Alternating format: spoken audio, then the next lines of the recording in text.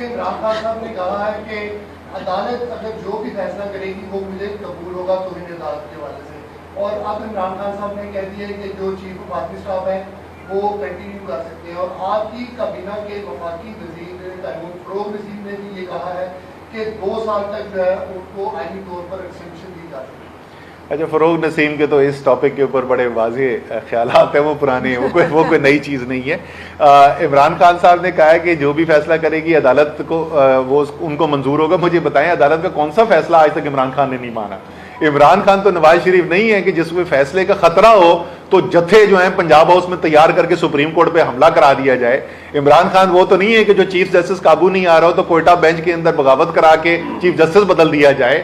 عمران خان وہ تو نہیں ہے کہ جہاں چیف آف آرمی اسٹاف آپ کے قابو نہ آ رہا ہو تو ایک کو جو ہے وہ BMW بیچ کے اس کو خریدنے کی کوشش کی جائے، پھر دوسرا ہوا میں معلق ہو تو پیچھے جو ہے وہ اس کو فارغ کر دیا جائے۔ عمران خان تو اداروں کا احترام کرنے والے، قانون کا احترام کرنے والے انسان ہیں۔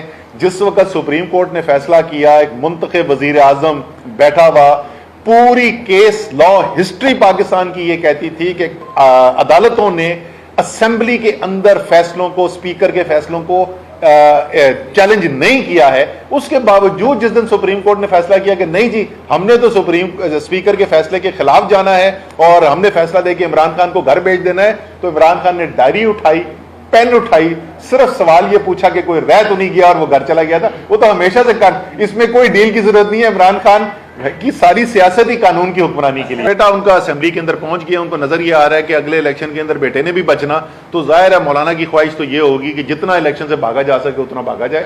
لیکن مولانا اکیلے نہیں ہے اس کے اندر، اس وقت تو پوری PDM جو ہے الیکشن سے بھاگ رہی ہے۔ کراچی کی مقامی حکومت کا الیکشن آتا ہے تو الیکشن کمیشن اس سے بھاگ جاتا ہے کہ جی بارشیں ہو گئی، پھر اس کے بعد 9 حلقوں کا الیکشن ہونے جا رہا ہوتا ہے اور ضمنی انتخابات صوبائی کے ہو رہے ہوتے ہیں، تو الیکشن کمیشن کو سیلاب نظر آ جاتا ہے۔ ان ضلعوں میں جہاں پورے ضلع کے اندر کوئی پانی کا قطرہ نہیں کہ سیلاب کا کہیں نظر آیا، وہاں پہ بھی سیلاب نظر آ جاتا ہے۔ تو اس وقت پورے کا پورا یہ جو نظام ہے، یہ امپورٹنٹ نظام بھاگ رہا ہے الیکشن سے۔ پنجاب حکومت جو ہے خان صاحب بھی احتیاط کا اظہار کر چکے ہیں کہ یہاں پہ کچھ کیا جا رہا ہے، کیا کون کر رہا ہے، اس کے پیچھے کون ہے؟ اور دوسرا یہ بتائے گا کہ لانگ مارچ جو ہوگا وہ ستمبر میں ہی انہوں نے اعلان کیا، کیا 22 تاریخ ہے اس کی؟ نہیں، وہ تو چیئرمین صاحب تاریخ کا خود اعلان کریں گے۔ انہوں نے کہا میں ستمبر میں اعلان کر دوں گا، وہ کس دن کرتے ہیں، کس دن کی تاریخ دیتے ہیں وہ چیئرمین صاحب خود ہی کریں گے۔ لیکن پنجاب میں سنا ہم نے بھی ہے کہ کوشش دوبارہ ہو رہی ہے۔ یہ دیکھیں، یہ بڑی جب آپ مشکل کے اندر چلے جاتے ہیں نا، اور صرف مشکل میں نہیں ہوتے، جس کو آپ یہ کہیں کہ آپ بالکل ہی بہتر جاتے ہیں، تو پھر آپ ایسی حرکتیں کرتے ہیں۔ یہ عمران خان کی مقبولیت میں اضافہ ہونا شروع کس دن سے ہوا تھا؟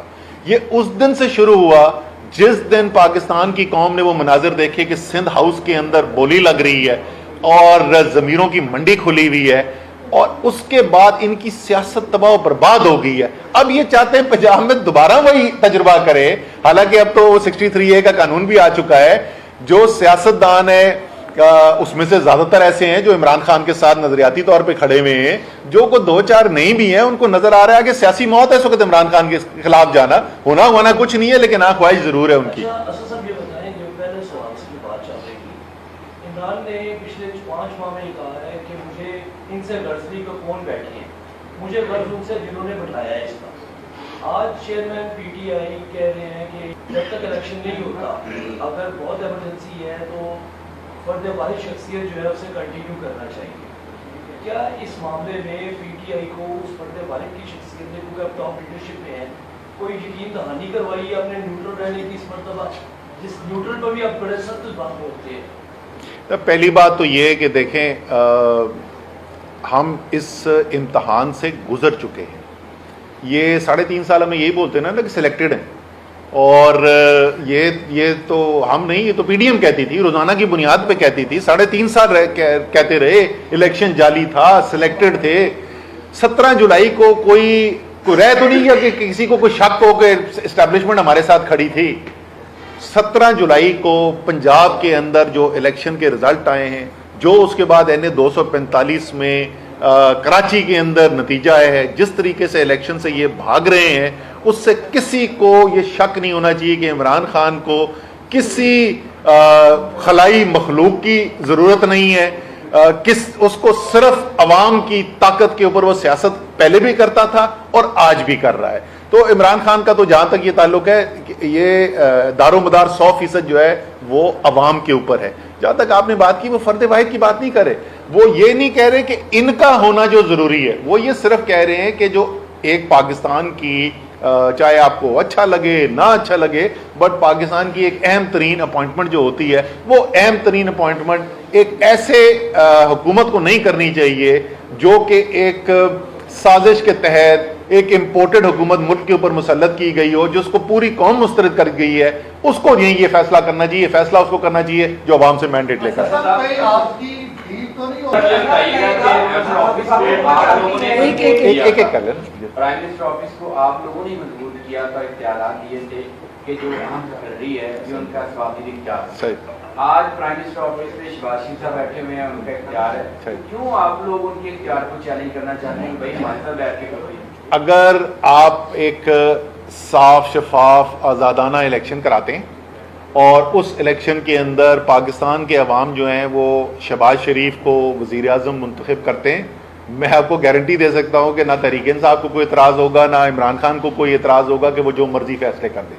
لیکن ایک شخص وزیر اعظم کی کرسی پہ وہ بیٹھا ہوا ہو جس کو آج تک نہ یہ سمجھ میں آئی ہو کہ میں یہاں کیوں بیٹھا ہوں, مجھے کس نے بٹھا دیا ہے اور مجھے کتنے دن تک بٹھا دیا ہے, تو معذرت کے ساتھ قوم کی مستقبل کے فیصلے ایسے شخص کے ہاتھ میں نہیں ہونے چاہیے. ہاں عوام کے ووٹ سے منتخب ہو کے آئے تو ضرور بیسک فیصلے کریں. Thank you. یہ بتائیے گا کہ سیلاب ہے, اکانومی تباہ حال ہے, اور پرائم منسٹر شہباز شریف صاحب بھی کہہ چکے ہیں کہ مساعدہ معیشت کے لیے آگے ہیں, اسی سطح پر فرنٹ ڈور بیک ڈور کوئی رابطے یا کوئی ایسی تجویز کے مل بیٹھے ہیں اور یہ جو چیزیں جو جن پر ڈیڈ لاک ہے اس پر جو ہے وہ آگے بڑھا جائے؟ اچھا, اس کا میں تھوڑا سا تفصیل میں جواب دے دوں. دیکھیں ذرا سمجھنے کی کوشش کریں کہ ملک کی حالات کیا ہیں اور کس چیز پہ بات چیت ہونی چاہیے اور کس چیز پہ بات چیت ہونا جو ہے وہ اس کا کوئی فائدہ نہیں ہے. آپ کی معیشت جو ہے وہ اچانک سے معاشی وجوہات کی وجہ سے اتنی سخت تکلیف پریشانی اور مشکل کے اندر نہیں آ گئی. آپ نے عدم اعتماد کی تحریک لے کر آئے, سیاسی غیر استحکام پیدا ہوا اور اس سیاسی انتشار کی وجہ سے آپ کی معیشت جو ہے اس وقت تتر بتر ہو گئی ہے اور اس وقت گھٹنوں کے بل آپ کو نظر آ رہی ہے.